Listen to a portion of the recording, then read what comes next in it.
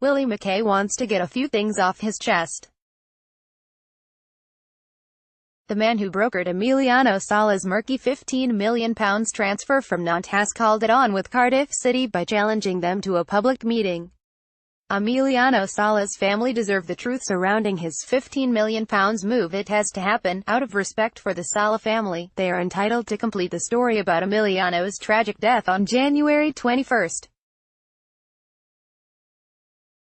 McKay, this notorious, aggressive and volatile Glaswegian, wants it all out in the open now.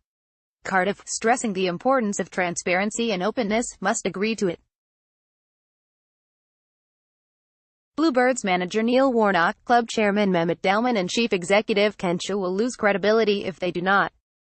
Willie McKay wants a public meeting with Cardiff. McKay and Warnock know every last fragment of detail of the deal to make Sala, who died when the plane carrying him across the English Channel crashed, a Cardiff player. He came very, very close to blurting it all out the other night. When McKay's name comes up on your phone shortly after midnight, as it did on mine on Wednesday, it is highly unlikely to be for a chat about the missed chance in the Liverpool-Bayern game. This time, he was conciliatory, resignant by McKay's standards, measured. Emiliano Sala signed potentially invalid £15 million contract with Cardiff City before fatal plane crash. Cardiff forced the transfer of Emiliano Sala through as a matter of urgency to avoid relegation. In a conversation that lasted 1 hour and 2 minutes, McKay stressed that if he is to go out, if his days making a mint out of the football business are over, then he will be taking a few people with him. He says he is prepared to take any question, and has a few of his own he would like to ask. McKay insists he has nothing to hide and nothing will be off limits if he can come face to face with Cardiff's power brokers. A few people in that room, and a few more outside of it, would be squirming, that is for sure. His reputation as a hard-nosed transfer fixer is on the line. He accepts that McKay's family were on 10% of the Sala transfer fee, artificially inflated after Willie told journalists there was interest from Everton and West Ham.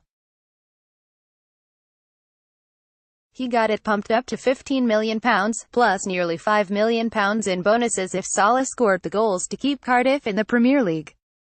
So the McKays stood to make £2 million in commission. That cut is one of the 10 questions, posed by Cardiff and published by Sunsport on Monday, that have only been partially answered.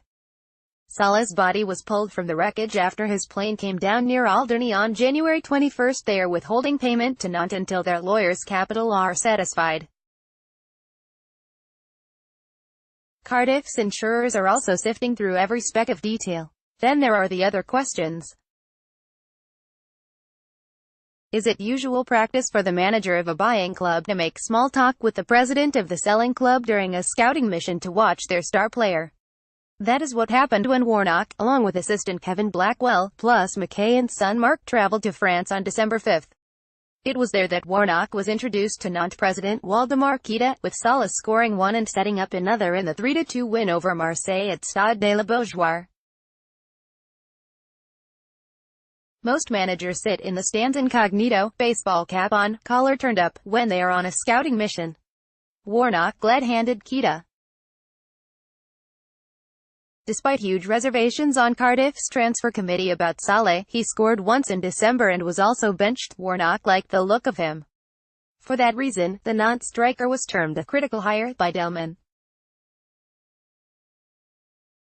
Emiliano Sala's light aircraft crashed en route to Cardiff from France. The transfer committee wanted to sign another defender, but Warnock pressed for more firepower. Cardiff's transfer committee reminded him that Kenneth Zohore was close to a return to first-team football and the deal with Everton to bring in Omar Niasse had already been struck. Warnock wanted another option. They gave in, finally ending weeks of toing and froing with Nantes over negotiations, because Warnock had put Cardiff in with a shout of avoiding relegation. Against their better judgment, they buckled and agreed to bring in a 28-year-old footballer on the big bucks. Sala signed on January 19. What happened next, with the Piper Malibu piloted by Dave Ibbotson crashing into the sea on a night flight 2 days later, has raised many questions. It is, McKay says, one of the many reasons he wants a public showdown with the Bluebirds hierarchy. Over to you, Cardiff.